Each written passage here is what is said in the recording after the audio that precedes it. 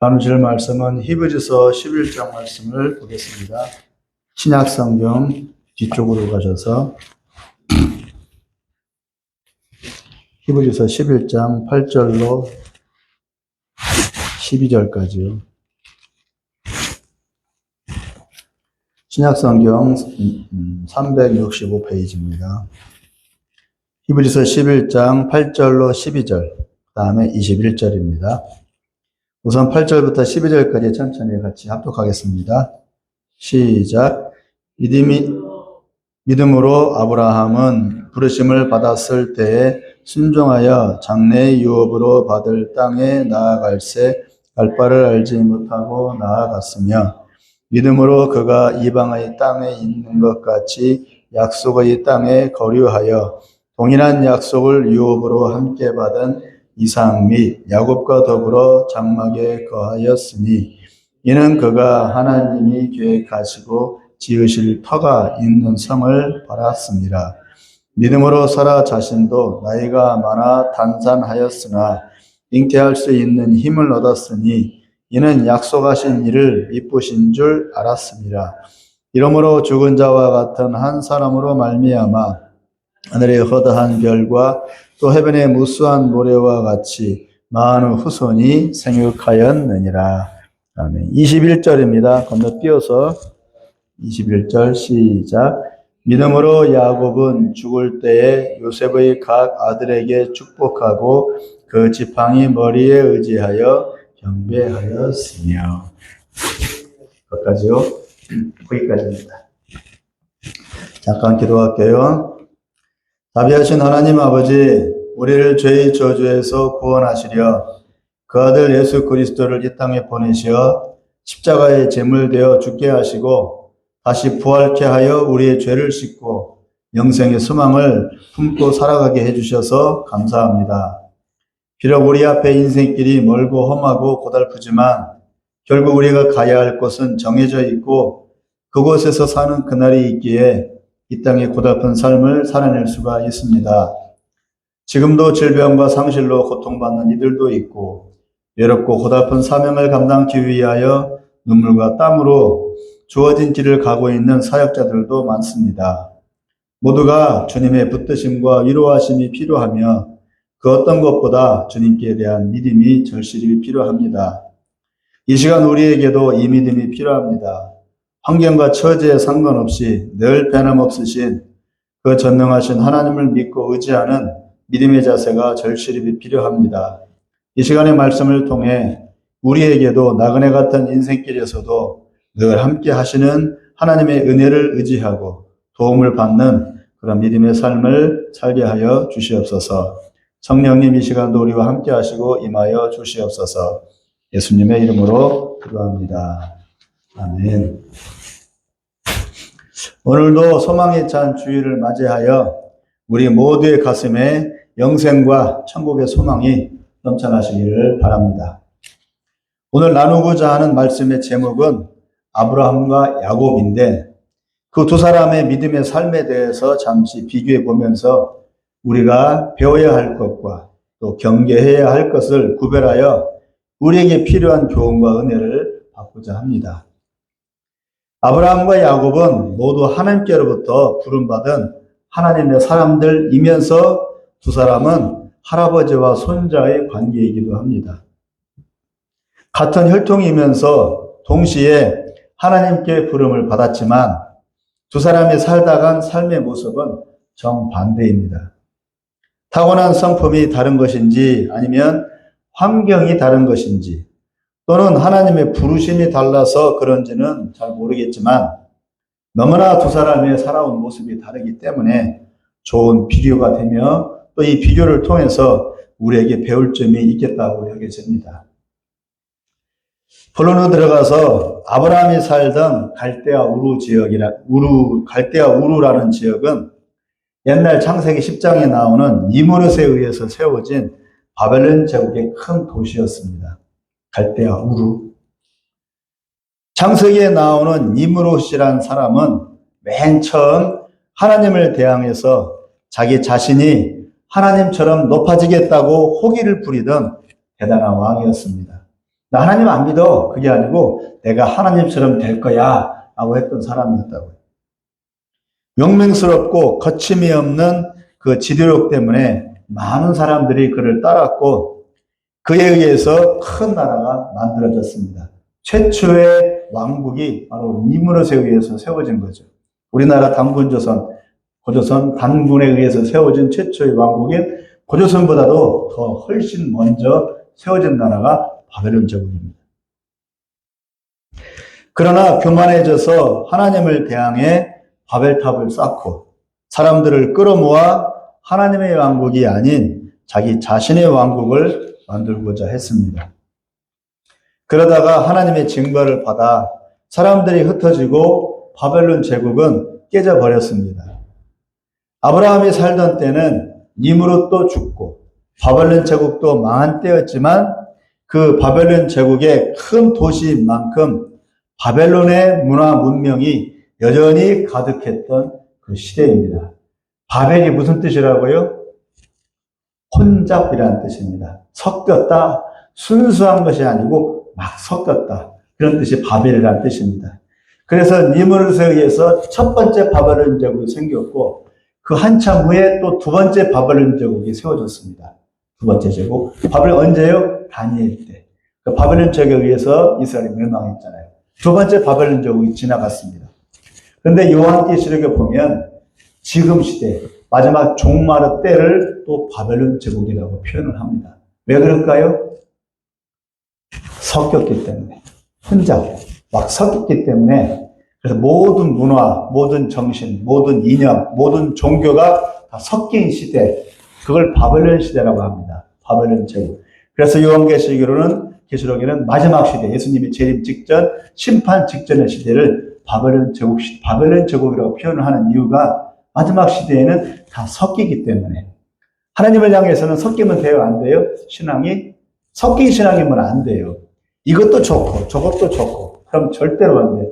우리는 오직 한 분이신 하나님만을 믿어요. 누굴 통해서? 오직 한 분 아들이신 예수 그리스도를 통해서 오직 한 분이신 하나님만을 믿는 게 순수한 우리 기독교 신앙이에요.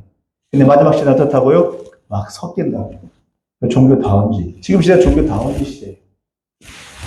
그래서 우파에서 좌파를 싫어하는 이유가 뭐냐? 많은 분들이 이제 좌파가 빨갱이 하는데 빨갱이는 아니에요. 제가 보기에도. 빨갱이는 아닌데 문제는 뭐냐? 이 좌파 쪽에서는 이 네오막시즘이라고 해가지고 마르크스주의가 아니라 네오막시즘이에요. 새로운 마르크스주의예요. 새로운 공산주의예요. 이것은 섞이는 거예요. 공산주의가 아니에요. 네오막시즘이 막 섞여요. 그래서 진보가 바로 그거예요. 전 세계에 다 진보가 다 있어요. 미국도 지금 좌파 우파 간에 싸우고 있어요. 이스라엘도 좌파, 이 전쟁통에도 좌파 우파를 갈려서 싸우고 있어요. 우리나라는 말할 것도 없고. 근데 우리나라 우파는 계속 좌파가 빨갱이라고 해요. 이러면 속는 거예요. 좌파가 빨갱이 때문에 그런 게 아니고 섞였기 때문에 우파는 좌파를 경계를 해야 되는 거예요. 왜? 우리 신앙은 이 순수한 신앙이어야 되기 때문에. 그렇다고 해서 우파가 기독교냐? 사실 그것도 아니에요. 그러니까 윤석열 대통령도 그렇고 한동훈도 가서 절간에 가서 절하고 있더라고요. 그건 아니지. 그래서 그런 점은 잘못된 거예요. 그런 점은 어쨌거나 고쳐야 돼요. 고쳐야 되는데 못 고쳤어요. 계속 나가겠습니다. 어쨌거나 바벨론적인 그런 시대란 말입니다. 혼잡 시대, 섞인다. 하나님이 아닌 다른 신들의 형상을 만들어 놓고 자기들의 욕심과 소망대로 이루어 달라고 빌고 절하던 때이기 때문에 아브라함도 이들과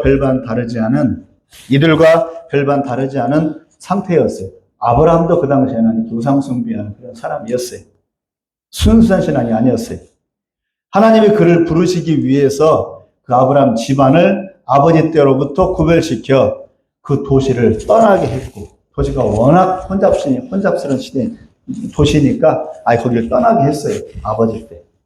그래서 급기야 아브라함으로 하여금 우상단지를 만들고 바벨론 문명에 찌든 집안 내력을 벗어나서 하나님을 믿고 따르는 그런 순수한 신앙생활을 하게 하셨어요. 아브라함으로 하여금. 출애굽도 마찬가지죠. 이스라엘 백성들이 애굽은 온갖 잡신의 온상지, 바벨론 제국보다 더해요. 그래서 이스라엘 백성들을 애굽에서 빼냈잖아요. 빼내서 오직 하나님 말씀을 광야로 내몰았잖아요. 왜요? 하나님 말씀 듣는 순수한 신앙을 위해서. 그러니까 순수한 신앙을 위해서는 뭘 각오해야 돼요? 고생길을 각오해야 돼요. 배고픈 거 각오해야 되고, 없이 사는 거 각오해야 되고, 그리고 사람들로부터 왕따 당하고 멸시받는 거 각오해야 돼요. 두 개만 다 누리면서는 순수한 신앙을 유지할 수가 없어요. 그래서 하나님을 믿고 따르는 그러한 신앙생활을 하게 했어요. 아브라함으로 하여금. 갈대아 우르 고향 땅과 일가 친척을 떠나 멀리 가나안 땅으로 들어가 살게 되었는데, 이때부터 하나님은 매 순간마다 아브라함의 인생 속에 간섭하시어서 매일 갈 길을 인도해 주었습니다. 아브라함 마음대로 못 가게 했어요. 매일 간섭을 한 거예요. 좋게 말하면 하나님의 임재야. 좋게 말하면 하나님이 함께 해주시고 동행해 주시는 거예요. 이우성 목사님이 늘 말하죠. 예수 동행, 예수 동행. 예수님이 동행하시니까. 신앙적으로는 너무 좋아요. 그런데 나쁜 쪽으로는 사사건건 간섭하는 거예요, 예수님이. 다른 쪽으로 보면 귀찮은 거예요. 좋게 말하면 예수 동행인데 나쁘게 말하면 간섭이에요. 그러니까 아브라함으로 하여금 하나님께서는 동행해 주셨는데 나쁘게 말하면 뭐라고요? 하나님이 시시콜콜 사소한 것까지 다 간섭해서 너 이거 하지 마, 이거 해, 이거 하지 마, 이거 해. 우리 애들도 지금 교회 안 나와요. 왜 그러냐? 제가 늘 간섭을 하거든요. 늘 잔소리를 하거든요. 우리 김명 사모님은 통이 커가지고 잔소리를 안 해요. 잔소리는 제가 다 하거든요. 저는 전라도 기질이라 계속 간섭을 해요. 그러니까 애들이 듣기 싫어서 안 나와요. 안 나와요. 어쨌거나 하나님께서 아브라함에게 늘 간섭을 했어요. 이렇게. 그러니까 아브라함은 묵묵히 그냥 참고 오늘 또 간섭하시는구나. 아, 또 잔소리 하시는구나. 아브라함은 참고 견디고 25년 세월을 견딘 겁니다. 쉽게 말하면 그렇다 그겁니다. 좋게 말하면 동행인데. 그래서 갈 바를 알지 못하고 떠난 아브라함은 매일 오늘은 하나님이 어떤 말씀을 주시는가, 어디로 가라고 하는가에 집중하는 그런 삶의 연습, 신앙 연습이죠. 오늘 하나님 어디로 가라고 할까? 오늘 무슨 일이 벌어질까? 또 무슨 뜻이 있어 이런 일을 행하게 하실까? 하고 그런 관심에 자꾸 집중이 되는 거예요. 왜 그렇게 힘든 받으니까. 이게 연습이죠. 훈련이고. 그러니까 신앙 연습. 하나님의 음성에 귀를 기울이는 연습. 이렇게 하게 하신 거예요. 이스라엘 백성도 출애굽했을 때도 마찬가지예요. 광야 생활 속에서. 하나님이 오늘 어떻게 인도하실까? 어디로 가라 하실까? 어디로 갈지 모르니까 목적이 없이 떠났어요. 이스라엘 백성도 아브라함도 떠나라고는 했어. 근데 어디로 가라고는 목적지는 안 정해졌어. 그럼 어떻게 하란 얘기예요? 매일 어디로 갈까요? 라고 귀를 기울여야지. 우리가 인터코 훈련받고 애플을 가면 그래요. 애플을 가면 어디로 가라고 정해졌어요? 없어요. 그냥 어디로 가래. 도시로 가래. 도시 가서 뭐 하라는 얘기예요? 사람 만나는 게. 그러니까 기도를 할 수밖에. 오늘 누굴 만나요? 오늘 어떤 데 갈까요? 오늘 어떤 말씀을 전할까요? 기도 안 할 수가 없잖아요. 근데 하나님을 의지하지 않을 수가 없잖아요. 그러니까 하나님을 의지하는 연습을 하게 하는 거예요. 옆에 가면 그 훈련을 받는 거예요. 그러니까 하나님이 더 친밀해지죠. 마찬가지로 아브라함도 그런 연습을 하게 하신 거예요. 왜? 아브라함에게 뭘 키우려고요? 하나님을 의지하고 하나님만을 바라보는 믿음을 키우는. 그 믿음이 문제예요. 우리가 신앙생활을 할 때에도 교회만 나온다고 전부가 아니에요. 늘 일상생활 속에서 항상 하나님 말씀을 통해서 기도를 통해서 하나님을 의지하는 연습을 해요. 그러지 않고 그런 세월을 그런 거 없이 세월이 지나가 버리면은 신앙 경력이 50, 60년이 돼도 믿음이 자라지는 못해요. 그러니까 매일매일 하나님을 의지하고 말씀 보고 기도하는 이유가 그거예요. 하나님 음성을 귀 기울이고 하나님 인도를 받는 그런 삶이 매일매일 차곡차곡 쌓여가야 돼요. 깨어 있어야 되죠. 이전에는 자기 스스로 생각하고 판단해서 알아서 결정하며 자기 인생을 살아왔었죠. 아브라함이. 그렇지만 이제부터는 본토지적 아비집을 떠나 하나님이 갈 바를 지시하는 땅으로 가라고 할 때부터는 자기 생각과 판단은 내려놓고 하나님이 하라고 하시는 대로 사는 모습으로 변한 것입니다. 예수님 믿고부터는 우리 인생길이 바로 그런 인생길. 예수님 믿고 끝나는 게 아니고 그때부터 시작이라고. 나그네 인생길이 시작이라고. 하나님과 상관없는 삶에서 이제 매 순간 하나님을 의지하고 그 음성에 귀를 기울이는 삶을 살게 된 것이죠. 좋게 말하면 축복이고 나쁘게 말하면 고생길입니다. 우리의 신앙의 삶도 마찬가지. 좋게 말하면 천국으로 가는 길이지만 나쁘게 말하면 세상을 포기하는 그런 길이라고 합니다. 이것을 신앙생활이라고 말합니다. 반대로 때 되면 교회나 절간에 가서 기도하고 예배드리고 평상시에는 자기 인생을 사는 것을 종교생활이라고 합니다. 종교생활.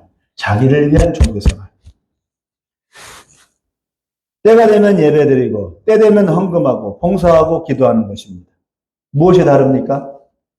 자기의 삶의 주인이 자기 자신이냐 하나님이냐의 차이입니다. 신앙생활은 아이와 같이 매 순간 모든 문제를 하나님께 묻고 하나님을 의지하고 하라고 하시는 대로 따르려고 하는 겁니다. 그게 신앙생활입니다. 그런데 종교생활은 자기 인생을 스스로 살면서 남는 시간과 힘을 하나님께 드리고 예배드리고 착한 일 하는 것에서 위로를 받으려고 합니다. 즉 자기가 주인이고 자기 스스로 주도적으로 하는 것을 종교생활이라고 합니다. 똑같은 것 같은데 차이가 나는 거예요.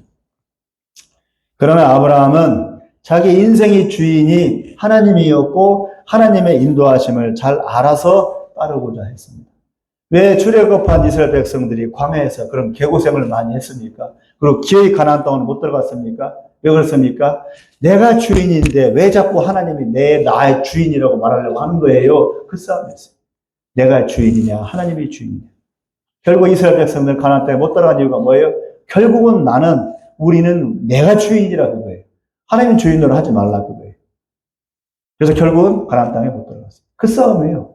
우리 신앙생활도 마찬가지예요. 예수를 믿고 나서도 다 나를 내려놓고 하나님이 내 주인이라고 고백하지만 실제 그렇게 살아요? 그렇게 안 살아요. 내가 주인으로 살아요. 신앙생활을 해도. 결국 그 싸움이에요. 천국 갈 때까지. 그런 투쟁이 없다. 그것은 감각이 없는 거죠. 문제의식이 전혀 없이 사는 거예요. 그런 생활을 계속 가면은 결국에 가서는 결국 부끄러움, 고음밖에 못 받아요. 다 그래요. 누구나 다 신앙생활. 지금 아무리 교회 사람들이 많이 가도 똑같아요. 다 자기 자신이 주인이지 하나님이 주인은 아니에요. 어떤 사소한 문제를 선택을 할 때 결국 내 판단으로 내가 그 판단을 하지. 하나님 어떻게 해요? 하나님 문제 어떻게 해요? 하나님이 원하시면 내가 싫어도 하나님이 하라고 하는 대로 해야 하나님의 주인을 섬기는 거죠. 대부분은 그렇지가 못해. 그러나 아브라함은 자기 인생의 주인이 하나님이었고 하나님의 인도하심을 잘 알아서 따르고자 했어요. 그래서 아브라함이 믿음의 조상이 될 수가 있었던 겁니다. 연약하여서 알면서도 따르지 못한 때도 있었지만 자신의 연약함을 인정하고 회개하고 곧바로 돌아왔어요. 아브라함. 하나님이 자기 인생의 주인임을 잘 알고 있었기 때문입니다. 그가 하나님께로부터 받은 비전은 두 가지였습니다. 첫째는 아들을 주신다는 것이고 둘째는 장차 그를 통해서 큰 민족을 이룬다는 것이었습니다. 혈혈단신으로 고향과 일가 친척을 떠나 낯설고 물서는 곳에서 땅 한 평 없이 떠돌이로 사는데 큰 민족을 이루게 해주겠다니 이 얼마나 설레는 기쁜 말입니까? 이 고향 땅을 떠났잖아요. 그러니까 아무것도 없어요. 혈혈단신. 아는 사람도 없어요. 그런데 이 낯선 땅에서 큰 민족을 이루게 했대. 큰 민족을 이룬다는 얘기는 땅까지 포함된다는 얘기잖아요. 그러니까 아브라함은 지금은 보면 아무것도 없지만 그러나 그 약속의 말씀, 하나님께로부터 그 약속의 말씀이 소망이겠죠. 그 희망을 가슴에 품고 아브라함은 비록 의심하고 또 자빠지고 실수는 했지만 그러나 끝까지 하나님의 말씀을 믿음으로 붙잡았어요. 쓰러지기는 했지만 다시 돌이키고 다시 돌이키고 누구나 다 쓰러진다 그겁니다. 안 쓰러진 사람은 없어요. 10처녀 중에 5처녀가 기름통을 준비하고 눈 땡글땡글 뜨고서 신랑 먼저 오시고 이러고 있었어요? 다 잤어요, 다. 10처녀 다 잤어요. 그러나 잘한 것은 뭐예요? 기름을 준비하고 잤다, 그거예요. 다른 5처녀는 기름도 안 준비하고 빈 깡통으로 잤다, 그거예요. 다 잤지만. 실수는 다 해요. 그러나 아브라함은 돌이킬 줄을 알았다, 그겁니다. 그 결과 100세가 되었을 때 부름받은 지 25년 만에 아들을 얻었어요. 25년 동안 뭐 했어요? 25년 동안 신앙훈련 받은 겁니다. 허송세를 보내지 않았어요. 아브라함은 이 아들을 100세 때 그리고 아내 나이가 90세 때 얻었기 때문에 기적이잖아요. 100세 남자가 어떻게 아들을 낳아요? 90세 여자가 어떻게 애를 낳아요? 그렇기 때문에 기적같이 아들을 얻었기 때문에 자기들이 노력해서 우연히 얻은 게 아니고 하나님이 주신 아들이라고 확신했겠죠. 이 아들은 하나님 주신 거예요. 아들을 볼 때마다 하나님 주신 거야. 아들을 볼 때마다 하나님 주신 거예요. 하나님 주셨어. 이 확신 속에 살았겠죠. 아들을 얻은 이후부터는. 그 아들을 얻은 이후부터 아브라함의 믿음은 급성장을 하기 시작했죠. 왜? 아들이 증거니까.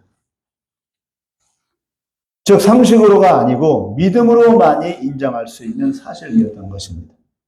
아들 이삭을 보면서 아브라함은 하나님의 신실하심과 자기를 부르신 그분의 뜻에 대해서 더욱더 확신을 갖게 되었습니다. 아들 이삭이 증거잖아요. 아들 이삭이 그 증거이기 때문입니다. 매일 아들을 보면서 기특하고 기쁘기 이전에 약속을 지키시는 하나님의 불변하심을 더 먼저 느끼지 않을 수 없었을 겁니다. 아브라함의 마음 가운데. 아들에 대한 사랑, 아들에 대한 귀여워하는 마음보다 먼저 뭐가 먼저라고요? 뭐가 먼저 아브라함의 마음 와닿았다고요? 하나님이 아들을 주셨죠. 아들을 보면서 하나님 신실하신 분, 하나님은 약속을 지키신 분, 하나님은 약속을 지키신 분.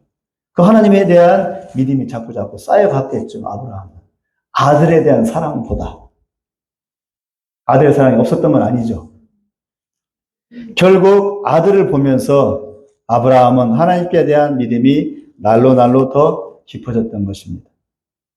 십수년이 흘러 아들이 청소년이 되었을 때 갑자기 하나님이 아들을 제물로 바치라고 말씀하셨습니다. 상식으로 보면 이해가 안 되는 명령입니다. 첫째, 제물은 동물로 바쳐야지 사람을 제물로 바쳐서는 안 됩니다. 모세 율법에 나와 있기 때문에.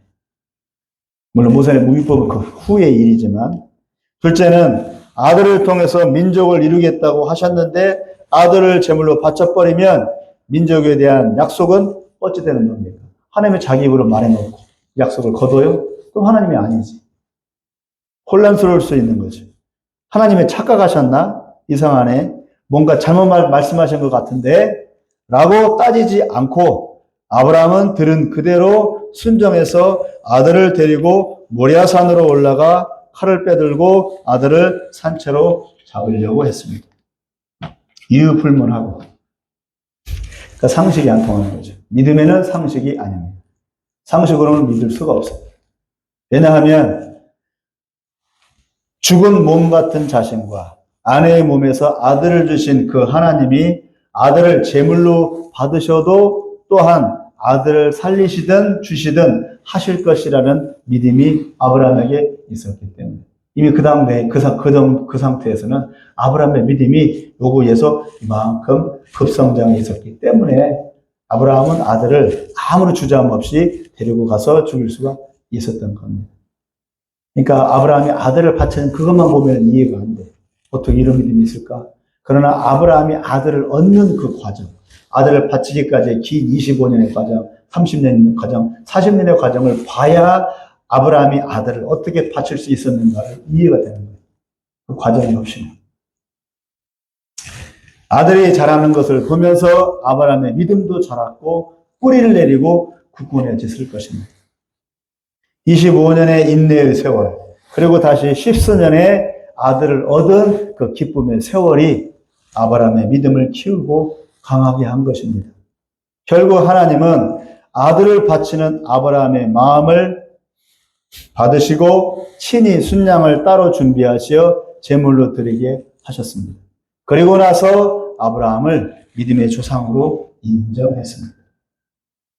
그러나 아들 이삭을 지나 손자 야곱이 며느리 리브가를 통해서 태어났습니다. 아브라함 다음에 아들 이삭 다음에 손자 야곱이 태어났습니다. 하나님은 아브라함을 부르셨듯이 또한 야곱을 부르시고자 준비하셨고 비슷한 과정을 거치게 하셨습니다. 아브라함처럼 똑같이 야곱에게도. 야곱은 태어날 때 쌍둥이형 에서의 발뒤꿈치를 붙잡고 나왔습니다. 발뒤꿈치를 붙잡는다는 게 이스라엘 전통, 이스라엘 습관상 무슨 의미인지는 뭔가 의미는 있는 것 같아요. 발뒤꿈치를 잡는다? 이건 이스라엘적인, 유대적인 표현이거든요. 히브리적인 표현이기 때문에 무슨 의미가 있는 것 같은데 무슨 의미가 있는지 잘 모르겠어요. 따라서 그의 성격을 보면 욕심 많고 지기 싫어하고 야심이 만만한 성품이었다는 것은 간접적으로 알 수가 있습니다. 그래서 형 에서의 장자 명분을 팥죽으로 사서 아버지 이삭으로부터 축복 기도까지 가로챘다가 고향집을 떠나야 했습니다. 아브라함이 본토 친척 아버지집을 떠나야 했듯이 역시 하나님께서 야곱으로 하여금 또다시 본토 친척 아버지집을 떠나게 했어요.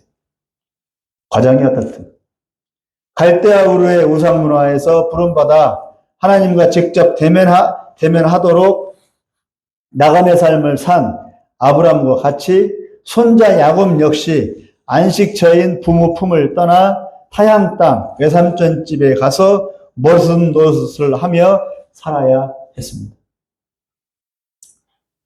가는 도중에 야곱은 베델에서 하나님을 만났고 그곳에서 하나님은 야곱의 인생에 함께 하시며 지금 그 고향을 떠나는 것도 그리고 외삼촌 집으로 가는 것도 모두 하나님의 섭리라는 것을 듣게 했어요. 네가 형 에서를 속여서 팥죽거려서 팔아서 아버지 이삭의 축복궤도를 가로챘기 때문에 네가 도망치는 게 아니야. 이게 하나님의 섭리고 너를 향하신 하나님의 뜻과 약속이 있기 때문에 그렇게 하는 거야 라고 야곱에게 믿음을 심어 주었어요. 야곱은 지가 잘못했으니까 지가 잘못해서 죗값받는다고 도망치는 줄 알았죠. 그러나 하나님은 야곱에게 그렇지 않고 하나님의 섭리가 있기 때문에 그런 과정을 겪게 하시고 네가 타고난 그 성품이 바로 하나님께서 그 성품을 주었기 때문에 그런 행동을 했다라고 그렇게 간접적으로 베델에서 약속을 해주셨어요. 하나님. 그러니까 베델은 야곱에게 있어서 새로 태어나는 하나님을 만나고 자기의 성품을 알고 자기의 인생길을 판단하는 놀라운 야곱에게 있어서는 인생 전환점의 그 시간이었어요. 장소였어요. 베델이. 근데 문제는 뭐예요? 야곱은 베델을 떠나 외삼촌 집으로 가서 베델에서 하나님을 만났던 그 경험을 까무득하게 싹 잊어버렸어요. 베델에서 하나님이 야곱을 만나게 해주신 것. 어떤 경험을 했어요? 베델에서 야곱은 하늘문이 열리고 하늘에 사닥다리가 내려오고 천사가 오르락 내리락 하는 것을 보고 사닥다리 꼭대기에 하나님이 앉아 계신 것을 보고 놀라운 영적 체험을 했어요. 이런 체험 한 사람 많지 않아요. 그런데도 불구하고 야곱은 싹 잊어버렸어요. 하나님이 그렇게 은혜를 주셨음에도 불구하고. 그리고 미래에 그가 어찌 될지에 대해서도 베델에서 말씀하셨습니다. 그러나 한 가지 약속을 맺었어요. 조건을 걸었어요. 하나님이. 하나님의 은혜와 축복을 받아서 다시 고향으로 네가 돌아오면 하나님의 말씀에 순종하는 믿음의 삶을 살겠다고 약속을 했어요. 야곱도 그렇게 했어요. 약속을 했어요. 그래서 야곱에게 있어서는 베델은 인생의 전환점이고 일평생 붙잡아야 할 약속과 신앙의 터전이 베델의 하나님이었어요. 외삼촌 집에 가서 어떻게 살았어요? 야곱은 21년간 죽도록 개고생을 했습니다. 왜? 모습으로 살았으니까. 두 아내를 얻으려고 14년, 다시 재산을 모으느라 7년을 보낸 이후에 4명의 아내와 13명의 자식과 많은 양떼, 소떼, 가축떼를 얻어서 나오게 되었어요. 이것을 야곱의 성공이라고 보면 안 돼요. 야곱의 실패로 봐야 돼요. 야곱은 헛물 켠 거예요. 21년 동안. 붙잡아야 할 것을 안 붙잡고 엉뚱한 것을 붙잡고 나온 거예요. 하나님이 21년의 긴 시간 동안을 베델에 약속한 다음에 줬어요. 그러나 21년 동안 야곱은 허송세월을 보냈어요. 하나님께서는 아브라함에게 25년의 시간을 줬어요. 아들 얻기까지. 25년의 세월 동안 아브라함은 시행착오도 했지만 그러나 아브라함은 끝까지 믿음의 한 줄기를 붙잡고 결국 믿음의 조상이 되었어요. 그러나 야곱은 21년을 허송세월을 보냈어요. 성공한 것이 아니에요. 실패한 것. 여기에서 교훈을 찾을 수가 있습니다. 하나님의 기회는 누구에나 다 줘요. 선택의 기회는 다 줘요. 그러나 이것을 어떻게 그 사람이 붙잡느냐. 그게 문제입니다. 21년간의 외삼촌 집에서의 삶이 야곱에게는 훈련 기간이었고 선택의 기회였고 하나님과의 1대1적인 관계를 키울 수 있는 기회였어요. 그런데 외삼촌 집에서 야곱은 어떻게 살았습니까? 열심히는 살았어요. 성실하게 살았어요. 일을 뿌득뿌득 하면서 독하게 살았어요. 처음에는 외삼촌의 둘째 딸 라헬을 마음에 들어했어요. 아, 제가 마음에 들어요. 유대인들은 사촌간에도 결혼을 하거든요. 아, 쟤를 내 아내로 만져야겠다. 외삼촌은 야곱을 모섬으로 잡아두려고 큰딸 레아와 작은딸 라헬을 모두 야곱의 아내로 주면서 주저앉히려 했어요. 외삼촌 라반도 생각이 있겠죠. 멀쩡하니 조카를 자기 밥 자기 쌀 먹여가면서 먹여 살려 주려고 하겠어요. 외삼촌도 계산이 있는 거죠. 자기 딴에 계산이 있고. 야곱도 자기 계산이 있고. 둘 싸움이에요. 외삼촌과 야곱. 둘 다 머리 좋은 사람들이에요. 생존력이 강한 사람, 악착 같은 사람들이에요. 외삼촌은 외삼촌대로 계산이 있고, 야곱은 야곱대로 계산이 있고, 그런데 결국은 야곱이 외삼촌 꽤 넘어간 거죠. 라헬 때문에. 라헬은 급한 목에도 여자가 좋아서 여자를 아내로 삼으려고 그 생각을 한 거예요. 얼마나 욕심이 많고 정욕적이고 육신적인 사람인가를 알 수가 있어요. 외삼촌은 그걸 알고, 야곱의 약점을 알고 그걸 이용한 거예요. 이용해서 야곱으로 하여금 그 자리에 주저앉히게 된 것이죠. 근데 거시적인 관점에서 보면은 그것도 하나님의 섭리죠. 연단의 과정이죠, 야곱에게서. 야곱은 오히려 짙게 지가 넘어갔습니다. 라헬을 미끼로 외삼촌의 꼼수에 넘어간 겁니다. 그러나 야곱은 외삼촌 밑에서 모섬살이로 주저앉지는 않았어요. 또 이게 야곱의 장점이기도 하죠. 또 유대인의 장점이기도 하고. 꾀를 써서 외삼촌의 재산을 축내지 않으면서 자신의 재산을 조금씩 불리기 시작했습니다. 유대인들은 근성이 그래요. 어느 사람 밑에 들어가면은 그 사람의 주인을 반항하고 주인을 몰아내고 하지 않아요. 유대인들은 철저히 나 죽었다 하고 순종 잘해요. 주인의 말에. 들이대지 않아요. 순종 잘해요. 그러나 나중에 보면은 자기 것을 다 챙겨서 주인보다 더 잘 살게 돼. 이게 유대인들의 근성이에요. 유대인들은 절대로 자기 상관, 자기 주인을 들이대지 않아요. 반항하지 않아요. 이게 특징입니다. 이게 야곱의 특징, 유대인의 특징이에요. 지금도 똑같아요, 히브리인들은. 유대인이 그렇게 살아요. 그래서 결국에는 외삼촌 못지않은 큰 가축대를 갖게 되었습니다. 외삼촌 라반은 따질 수가 없었어요. 왜? 자기 외삼촌의 재산을 축내지 않았으니까. 오히려 더 불려줬으니까. 칭찬을 해줘야지. 근데 보니까 자기 거보다 조카가 더 크게 됐어. 이걸 어떻게 해야 돼, 외삼촌은? 뭐라고 할 수도 없고, 안 할 수도 없고. 자기 재산이 축난 것도 아니고, 오히려 더 불어났기 때문에 야곱이 부자가 된 것을 뭐라고 할 수가 없었습니다. 외삼촌 라반. 야곱은 고향집을 떠나 외삼촌 집으로 간 날부터 외삼촌과 머리싸움, 기싸움을 시작했습니다. 그 결과 아내들과 자식들과 큰 가축대를 얻어서 돌아올 수가 있었습니다. 욕심 많은 외삼촌 라반은 자기 재산과 자기 딸들을 다 빼앗긴 것 같이 억울하여 떠나는 야곱의 뒤를 쫓아는 왔지만 뭐라고 따질 수도 없었고, 딸들도 이미 남편 야곱 편을 들고 있어서 외삼촌은 포기할 수밖에 없었습니다. 결국 야곱은 외삼촌을 이용해 큰 재산과 큰 집안을 이룬 것입니다.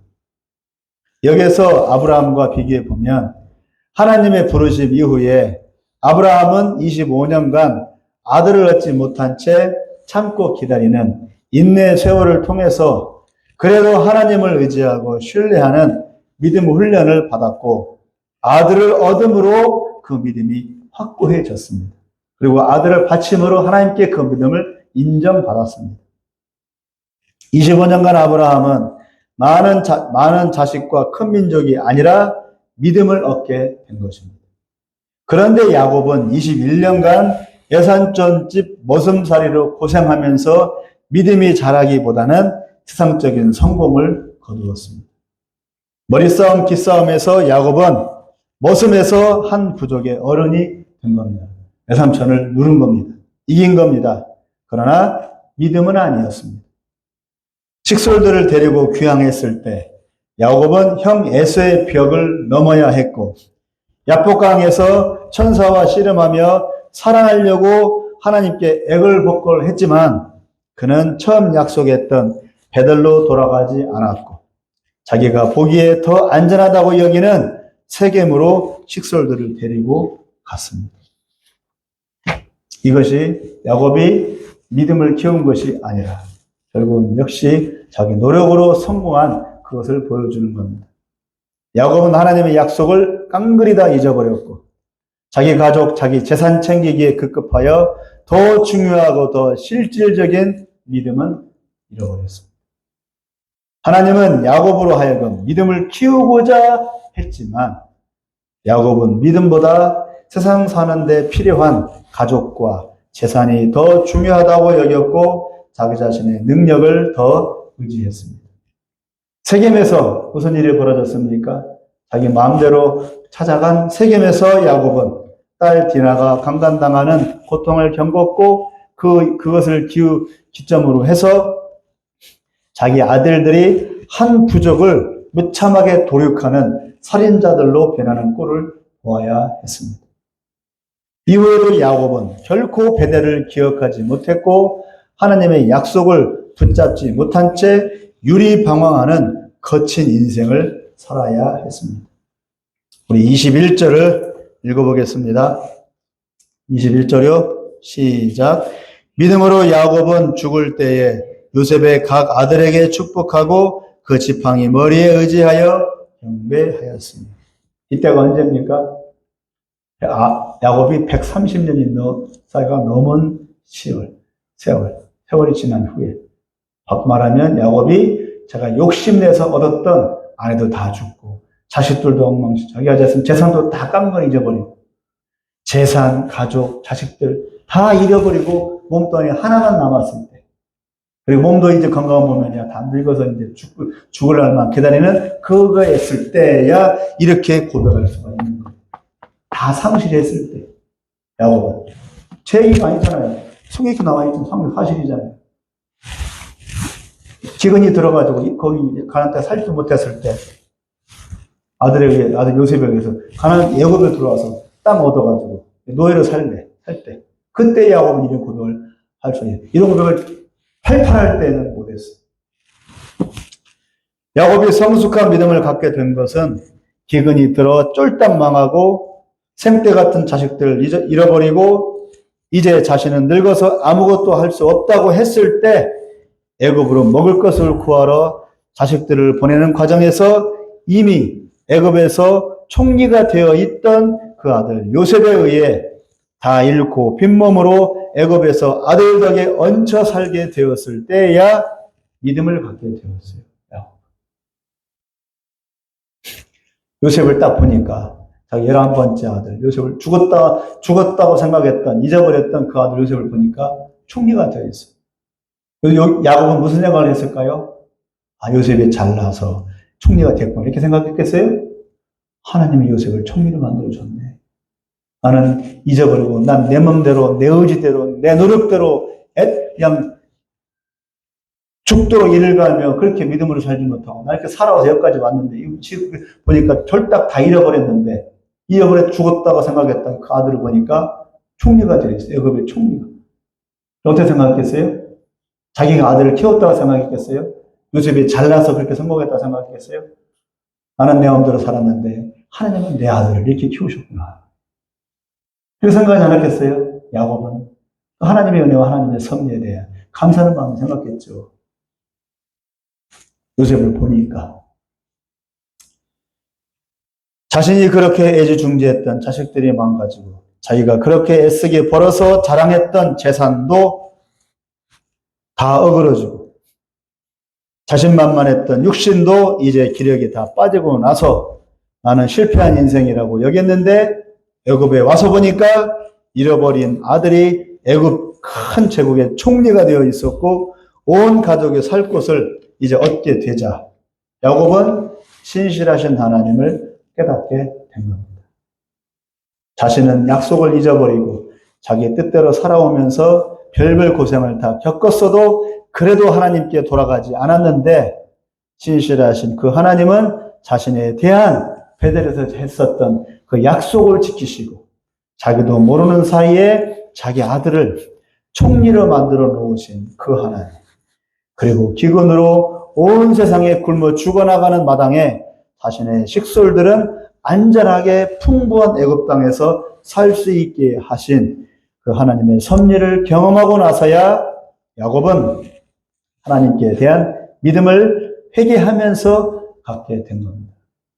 야곱 왕한테 이렇게 말하는 거죠. 내가 살아온 세월이, 험악한 세월이 130여 년입니다. 회개하는 마음이에요, 하나님께. 내 살아온 인생을 회개합니다. 헛살았습니다. 믿음을 살지 못했습니다. 그래서 험악하게 산 겁니다. 고생하며 살아온 겁니다. 라고 간접적으로 회개하는 것이죠, 야곱이. 야곱의 고백처럼 참으로 긴 세월, 험악한 세월을 보내고 나서야 야곱은 하나님을 향해 고개를 들 수가 있었고, 그제서야 믿음의 사람으로 인정될 수가 있었습니다. 얼마 걸렸어요? 130여 년이 걸렸어요. 태어날 때부터 형 발뒤꿈치를 잡고 태어난 아주 도끼 충만한 야곱이었지만 130년이 지나서야 그제서야 하나님의 섭리 가운데 믿음의 사람이 될 수가 있었습니다. 아브라함의 열매는 이삭이지만 야곱의 열매는 뭐예요? 요셉이죠. 그죠? 순종 잘하는 이삭처럼 순종 잘하는 요셉처럼. 과정이 똑같아요. 비슷해요. 성격은 정반대입니다. 이삭은 순종과 믿음의 사람이었고 요셉은 풍성과 축복의 사람이죠. 요셉은 뭐의 특징이에요? 축복의. 요셉의 노래가 복음성가도 있잖아요. 그죠? 축복받은 사람의 대표적인 인물이 누구라고요? 요셉. 아브라함에게 있어서는 순종과 믿음의 훈련이었어요. 야곱은 뭘 붙잡았어? 나 축복 주세요. 나 축복 주세요. 그래서 형 뒤꿈치를 붙잡고 형 에서의 장자권을 뺏었죠. 그 축복 내 것입니까? 내가 해야 되니까 축복. 야선주 집에 가서도 야선점과 기싸움하면서 머리싸움하면서 기회 잡아 뺏어냈잖아요. 축복. 야곱의 목적은 인생 축복받는 거였어요. 축복받는데 마지막엔 다 깐 거를 잊어버렸어요. 요셉을 보니까 온갖 축복을 다 누리고 있어요. 하나님이 주셔야 축복을 받는 거구나. 내가 아등바등 거린다고 축복받는 게 아니구나. 요셉을 보면서 야곱은 깨달았죠. 하나님의 섭리. 하나님은 아브라함과 야곱을 그런 모습으로 연단하시고 키우시고 세우신 겁니다. 모두가 하나님이 하신 일이고 하나님의 뜻과 섭리에 따라서 두 사람 다 살게 된 것입니다. 말씀을 맺겠습니다. 하나님이 우리에게 원하시는 것은 세상에서 풍요롭고 큰소리치고 넉넉하고 여유있게 사는 것이기보다는 우선은 믿음입니다. 하나님을 향한 믿음. 하나님의 얼굴을 구하는 믿음, 하나님의 약속을 붙드는 그 믿음 말입니다. 믿음이 없이는 하나님을 기쁘시게 할 수가 없습니다. 믿음이 없이는 결코 잘 살았다고 할 수가 없습니다. 그렇게 애를 써가며 노력하며 살아온 야곱도 본인 입으로 험악한 세월을 보냈다고 고백을 합니다. 쉽게 말하면 헛살았다고 합니다. 열심히 사는 게 잘 사는 게 아니고 바보 같아도 하나님 붙잡고 믿음으로 사는 게 잘 사는 겁니다. 세상 사람들에게 양보하고 세상 사람들에게 치이고 세상 사람들에게 뒤떨어진다고 해도 하나님을 향한 간절한 믿음과 소망이 있다면 하나님은 결코 그를 버리지 않으시며 반드시 생각지 못하는 방법으로 세상에서 세워주십니다. 믿음으로 사는 게 어렵다고 말합니다. 우리의 믿음의 조상들이 다 그렇게 어렵게 살았습니다. 그러나 그들이 별과 같이 빛나고 해처럼 세상을 비추이며 그들을 통해서 하나님은 일하십니다. 무슨 일을 하든 어떤 경우를 당하든 어떤 처지에 있든 나를 창조하시고 구원하시고 나와 함께 하시는 그 하나님을 붙드시기 바랍니다. 그 하나님이 아브라함의 하나님, 야곱의 하나님, 그리고 나의 하나님이시기 때문입니다. 아들 예수 그리스도를 통하여 더욱 하나님께 가까이 나아가는 우리 모두가 되시기를 간절히 소망합니다. 기도하겠습니다. 아브라함의 하나님, 이삭의 하나님, 야곱의 하나님이 바로 나의 하나님이신 줄로 믿습니다. 왜냐하면 하나님이 그들을 창조하시고 부르셨던 것처럼 또한 나 자신을 우리를 부르셨기 때문이고 우리와 함께 하시고 동행하시고 간섭하시고 잔소리하시기 때문입니다. 그 하나님을 더욱 신뢰하길 원합니다. 내 힘으로 내 의지로 살지 아니하고 오직 하나님을 믿는 그 믿음으로 살기를 소망합니다. 그래 아브라함이 이삭을 바쳐서 하나님께 인정받았듯이 우리의 가장 소중한 것은 하나님께 드림으로 하나님께 인정받는 믿음의 사람들로 세워지기를 소망합니다. 우리를 그렇게 연단하시고 우리를 이렇게 세우시고 우리를 통해서 그렇게 영광을 받아 주시옵소서. 예수님의 이름으로 기도합니다. 아멘.